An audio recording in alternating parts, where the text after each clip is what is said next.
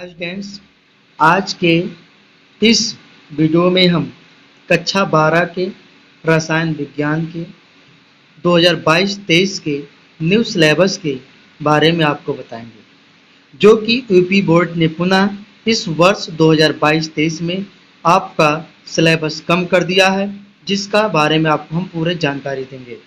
तो चलिए इस वीडियो को हम स्टार्ट करते पूरा। तो यहाँ पर देख सकते हैं प्रश्न पत्र की योजना क्या है, इसके बारे में आपको बताते हैं। तो यहाँ देखिए 6 क्वेश्चन रहेंगे बहुविकल्पी के, जो कि एक एक नंबर के रहेंगे, और यहाँ पर 4 क्वेश्चन आपके लघुत्तरिक रहेंगे, जो प्रत्येक 2 नंबर के रहेंगे। पुनः 4 क्वेश्चन लघुत्तरिक रहेंगे, जो प्रत्येक 2 नंबर का रहेंगे। पुनः 4 क्वेश्चन आपके लघुत्तरी के ही रहेंगे, जो कि थोड़ा दीर्घ टाइप में लिखे जाएंगे, वो 3-3 नंबर के रहेंगे। फिर इसके बाद विस्तृत उत्तरी का प्रश्न रहेगा 4 क्वेश्चन का, वो भी 4-4 नंबर के रहेंगे। और देखिए 4 क्वेश्चन जो रहेंगे आपके दीर्घ उत्तरी के 4-4 नंबर के रहेंगे। इसके बाद अति दीर्घ उत्तरी के जो 2 क्वेश्चन रहेंगे 5 नंबर के। फिर 7वें पॉइंट में भी आपको ये बताया गया कि अति दीर्घ उत्तरी जो रहेंगे 5 नंबर के रहेंगे, 2 क्वेश्चन रहेंगे। इस प्रकार से टोटल 7 क्वेश्चन रहेंगे, लेकिन 7 क्वेश्चन में क ख ग घ ङ च करके, इसमें भी इस तरह से करके टोटल आपके क्वेश्चन डिवाइड किए जाएंगे। और देखिए टोटल मिलाकर के आपकी जो लिखित परीक्षा होगी 70 नंबर की होगी। और हाँ, नोट की बात यहाँ पर विशेष ये ध्यान देना है कि 6वें और 7वें क्वेश्चन में अथवा करके प्रश्न भी होंगे। 6वें और 7वें क्रम में क्या होंगे? अथवा करके भी प्रश्न होंगे।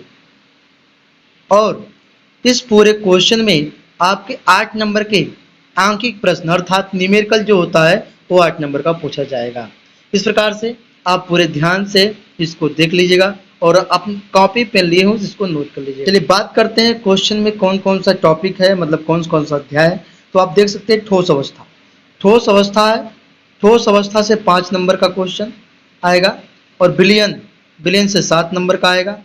वैद्युत रसायन से आपका 5 नंबर का क्वेश्चन आएगा। रासायनिक बलगतिकी से भी आपका 5 नंबर का आएगा। पृष्ठ रसायन से आपका 5 नंबर का आएगा। पी ब्लॉक के तत्व से आपका 7 नंबर का आएगा। पी ब्लॉक से तत्व से डी और एफ से 4 नंबर का आएगा। उप सहसंयोजी यौगिक से आपका 6 नंबर का आएगा। हाइलो एल्केन और हाइलो एरिन से 5 नंबर का आएगा। एल्कोहल, फिनॉल और ईथर से 5 नंबर का आएगा। एल्डिहाइड, कीटोन और कार्बोक्सिलिक अम्ल से आपका 6 नंबर का आएगा। नाइट्रोजन युक्त कार्बनिक यौगिक से आपका 4 नंबर आएगा। जैव अणु से आपका 6 नंबर आएगा। इस प्रकार से टोटल बात करें 70 नंबर। इधर अध्याय की बात करें 13 चैप्टर, 1 2 3 4। तो देख सकते हैं कि टोटल कुल 13 अध्याय है, जिसमें से यहाँ पर नोट में आपको बताया गया है टोटल कुल 70 अंक का, मतलब अंकों का एक प्रश्न पत्र होगा। 30 नंबर को प्रयोगात्मक परीक्षा होती है, जो आप कहते हैं प्रैक्टिकल। न्यूनतम उत्तीर्ण होने के लिए 70 में से आपको 30 नंबर चाहिए और इस 30 अंकों में से आपको 10 नंबर चाहिए, अर्थात टोटल 33 अंक पे आपका क्या होगा? पासिंग मार्क हो जाएगा। तो बात करते हैं पहले चैप्टर ठोस अवस्था से कौन कौन 5। देखिए ठोस अवस्था से 5 नंबर के क्वेश्चन आएंगे। क्या क्या? देखिए विभिन्न बंधन बलों के आधार पर ठोसों का वर्गीकरण पढ़ना है, आयनिक पढ़ना है, सहसंयोजक और धात्विक ठोस पढ़ना है। इसके साथ साथ क्रिस्टलीय और अक्रिस्टलीय ठोस पढ़ना है। द्विविमीय एवं त्रिविमीय क्रिस्टल जालक पढ़ना है। एकक कोष्ठकाएं, उनकी संकुलन क्षमता, एकक कोष्ठका के घनत्व का परिकलन, ठोसों में संकुलन रिक्तियां, घनी एकक कोष्ठका में प्रति एकक कोष्ठका परमाणुओं की संख्या, बिंदु दोष के बारे में पढ़ना है। और बात करें विलयन से 7 नंबर का क्वेश्चन आएगा। इसके बारे में आप विलयन के बारे में देख सकते हैं। तो विलयन के चैप्टर से विलयन के प्रकार, ठोसों के द्रव में बने विलयन की सांद्रता को व्यक्त करना, गैसों की द्रवों में विलेयता, ठोस विलयन, अणुसंख्यिक गुणधर्म, वाष्प दाब का अपेक्षिक अनुमान, राउल्ट का नियम, क्वथनांक का उन्नयन, हिमांक का अनुमान, परासरण दाब, अणुसंख्यिक गुणधर्मों द्वारा आणविक। वैद्युत रसायन से आपको ऑक्सीकरण, अपचयन, अपक्रियाएं, वैद्युत अपघटनी विलयनों का चालकत्व, विशिष्ट एवं मोलर चालकता, सांद्रता के साथ चालकत्व में परिवर्तन, कोलराउस नियम, वैद्युत अपघटन और सेल का विद्युत वाहक बल, मानक इलेक्ट्रोड विभव, नर्स्ट समीकरण और रासायनिक सेलों में इसका अनुप्रयोग, गिब्स मुक्त ऊर्जा, और सेल के विद्युत वाहक बल के मध्य संबंध। इतना टॉपिक आपको वैद्युत रसायन से पढ़ना, जो कि 5 नंबर। रासायनिक बलगतिकी, रासायनिक बलगतिकी में अपक्रिया का वेग, औसत और तात्क्षणिक वेग पढ़ना, जिसमें से है अपक्रिया वेग को प्रभावित करने वाले कारक,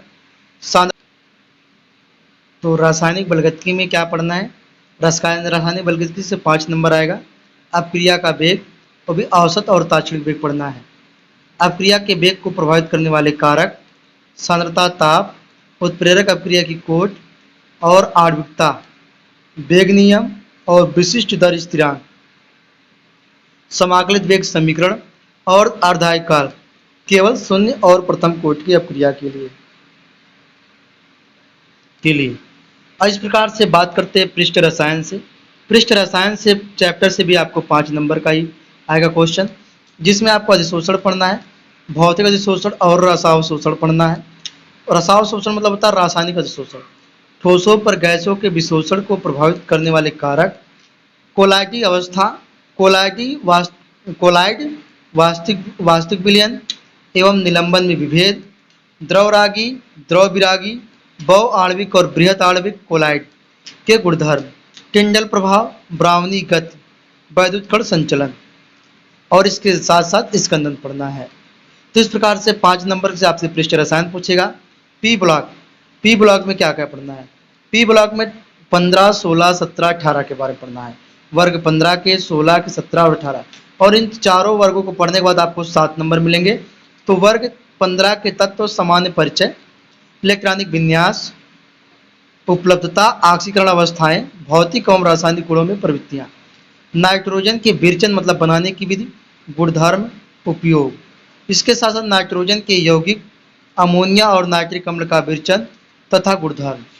बात करें वर्ग 16 के तत्व का सामान्य परिचय, इलेक्ट्रॉनिक विन्यास, ऑक्सीकरण अवस्थाएं, उपलब्धता, भौतिक एवं रासायनों में गुणों में प्रवृत्तियां, डाई ऑक्सीजन के निर्माण की विधि, गुणधर्म और उसका उपयोग, ऑक्साइडों का वर्गीकरण, ओजोन, सल्फर अपरूप, सल्फर के यौगिक, सल्फर डाइऑक्साइड का विरचन, गुणधर्म, वर्गीकरण, उपयोग मतलब सल्फर डाइऑक्साइड का निर्माण की विधि, गुणधर्म और उसका उपयोग। सल्फ्यूरिक अम्ल में और उपयोग पढ़ेंगे, सल्फर के ऑक्सो अम्ल केवल संरचनाएं पढ़ेंगे। वर्ग 17 के तत्व का परिचय, इलेक्ट्रॉनिक विन्यास, ऑक्सीकरण अवस्थाएं, साथ में भौतिक और रासायनिक गुणों में प्रवृत्तियां, हैलोजन के यौगिक, क्लोरीन और हाइड्रोक्लोरिक अम्ल का बनाने की विधि, गुणधर्म, उपयोग, और अंतरा हैलोजन यौगिक के हाइलोजन के ऑक्सीकरण, ऑक्सो अम्ल पढ़ना है, केवल संरचनाएं पढ़ना है। इस प्रकार से आप देख सकते हैं वर्ग 18 में सामान्य परिचय, इलेक्ट्रॉनिक विन्यास, उपलब्धता, भौतिक एवं रासायनिक गुणों में प्रवृत्तियां पढ़ना है। बस इतना चीज आपको पी ब्लॉक में पढ़ना है। टोटल आपका 7 नंबर का है। बात करें डी और एफ ब्लॉक की, तो डी और एफ ब्लॉक के तत्व में सामान्य परिचय, इलेक्ट्रॉनिक विन्यास, धातु मतलब संक्रमण धातुओं के अवलक्षण, उपलब्धता, संक्रमण धातुओं की प्रथम श्रेणी की गुणधर्म में समान प्रवृत्तियां, धात्विक अवलक्षण, आयनन एंथैल्पी, ऑक्सीकरण अवस्थाएं, आयनिक त्रिज्या, वर्ण उत्प्रेरकी गुण, चुंबकीय गुणधर्म, अंतराकाशीय यौगिक, मिश्र धातु बनाना। इस प्रकार से इसको पढ़ना है। लैंथेनाइड में इलेक्ट्रॉनिक विन्यास, ऑक्सीकरण अवस्थाएं, लैंथेनाइड आकुंचन और इसके प्रभाव पढ़ना है।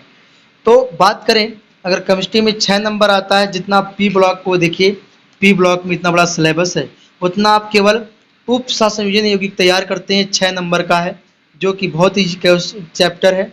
उप सहसंयोजन यौगिक परिचय, इसमें लिगैंड क्या होता है, उप सहसंयोजन संख्या क्या होती है, वर्ण क्या होता है, चुंबकीय गुणधर्म, वर्ण मतलब कौन से तत्व का रंग कैसा होगा, चुंबकीय गुणधर्म और आकृतियां क्या होंगी, एक चुंबकीय उप सहसंयोजन यौगिक का यूपीएसी नाम पद्धति, जो कि बहुत आसान है, आबंधन, बर्नर का सिद्धांत, वीबीटी और सीएफटी के बारे में भी पढ़ना है।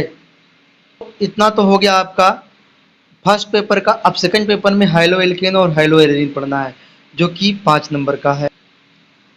हाइलो एल्केन में नाम पद्धति, कार्बन और हाइड्रोजन आबंध की प्रकृति, भौतिक और रासायनिक गुणधर्म, प्रतिस्थापन अपक्रिया की क्रियाविधि, ध्रुवण और घूर्णन।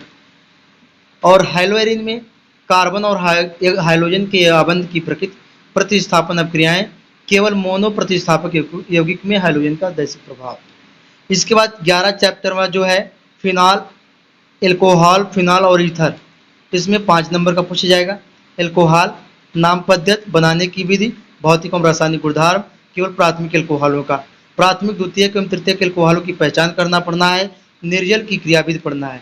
फिनॉल में नाम पद्धति पढ़ना है, बनाने की विधि पढ़ना है, भौतिक एवं रासायनिक गुणधर्म क्या होता है इसको पढ़ना है, फिनाल की अम्लीय प्रकृति पढ़ना है, इलेक्ट्रॉन रागी प्रतिस्थापन क्रियाएं फिनाल के उपयोग पढ़ना है। और वहीं ईथर में भी नाम पद्धति, बनाने की विधि, भौतिक एवं रासायनिक गुणधर्म और उपयोग पढ़ना है। बात करते हैं इकाई 12 का एल्डिहाइड, कीटोन, कार्बोक्सिलिक अम्ल। एल्डिहाइड, कीटोन और कार्बोक्सिलिक अम्ल। एल्डिहाइड जो कि 6 नंबर का क्वेश्चन रहेगा, इससे उठाएगा। तो नाम पद्धति रहेगा, कार्बोनिल समूह की प्रकृति रहेगा, विरचन मतलब बनाने की विधियां रहेंगी, भौतिक एवं रासायनिक गुणधर्म रहेंगे, नाभिक रागी योगात्मक अपक्रिया की क्रियाविधि, एल्डिहाइडों के अल्फा हाइड्रोजन की क्रियाशीलता और उपयोग। बात करें कार्बोक्सिलिक अम्ल और कीटोन, कार्बोक्सिलिक अम्ल की, तो नाम पद्धति, अम्लीय प्रकृति, विरचन की विधियां, भौतिक और रासायनिक गुणधर्म और उपयोग पढ़ना है। फिर आपका इकाई 13 आती है। इकाई 13 में नाइट्रोजन युक्त कार्बनिक यौगिक, एमीन आ जाता है। इसका नाम पद्धति, वर्गीकरण, संरचना, बनाने की विधियां, भौतिक एवं रासायनिक गुणधर्म, उपयोग, प्राथमिक, द्वितीयक और तृतीयक एमिनों की पहचान करना है।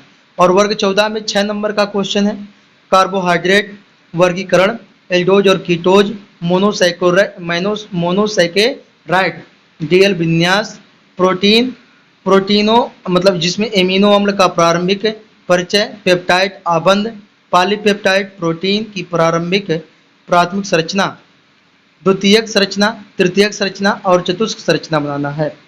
तो इसमें डीएनए और आरएनए का न्यूक्लिक अम्ल के बारे में पढ़ना है। इस प्रकार से आप देख सकते हैं कि आप पूरा सिलेबस इतना है। एक झलक इधर भी दिखा देते हैं आप लोगों को क्या क्या 30% कम किया गया पाठ्यक्रम। ठोस अवस्था से विद्युत एवं चुंबकीय गुण धातुओं का बैंड सिद्धांत, चालक, अर्धचालक तथा कुचालक एवं एन टाइप और पी टाइप अर्धचालक नहीं पढ़ना है। विलयन में आपको असमान आणविक द्रव्यमान, वान ठाप गुणांक नहीं पढ़ना है। वैद्युत रसायन में आपको वैद्युत अपघटन के नियम, शुष्क सेल, वैद्युत अपघटनीय सेल और गैल्वेनिक सेल, सीसा संचायक सेल, ईंधन सेल संचारण, ये सब आपको नहीं पढ़ना है। बात करें रासायनिक बलगतिकी में, संगठन सिद्धांत की अवधारणा नहीं पढ़ना है, प्रारंभिक परिचय, गणितीय विवेचना नहीं पढ़ना है, सक्रियण ऊर्जा, आर्हीनियस समीकरण नहीं पढ़ना है। और पृष्ठ रसायन में आपको उत्प्रेरक, समांगी एवं विषमांगी सक्रियता और चयनात्मकता, एंजाइम, उत्प्रेरण, पायस के प्रकार नहीं पढ़ना है। और इकाई 6 में तत्वों के निष्कर्षण के सिद्धांत एवं प्रक्रम पूरा हटा दिया गया है, अर्थात इसको पढ़ना ही नहीं है, इसमें से कोई टॉपिक नहीं पढ़ना है। और 7 की बात करें पी ब्लॉक के वर्ग के तत्व में, केवल वर्ग 15 के तत्व नाइट्रोजन के ऑक्साइड, केवल उसकी संरचना नहीं पढ़नी है। फास्फोरस के अपर रूप, फास्फोरस के यौगिक फास्फीन, हैलाइडों, विरचन और गुणधर्म, ऑक्सो अम्लों का केवल प्रारंभिक परिचय नहीं पढ़ना है। वर्ग 16 के तत्व का सल्फ्यूरिक अम्ल का औद्योगिक उत्पादन नहीं पढ़ना है। वर्ग 18 में डी और एफ ब्लॉक के तत्व, पोटेशियम डाइक्रोमेट और पोटेशियम मैग्नीज का विरचन गुणधर्म, मतलब इसकी बनाने की विधियां नहीं पढ़ना है। पोटेशियम पर मैग्नेट है। लैंथेनाइट में रासायनिक सक्रियता नहीं पढ़ना है, अपक्रियाशीलता नहीं पढ़ना है।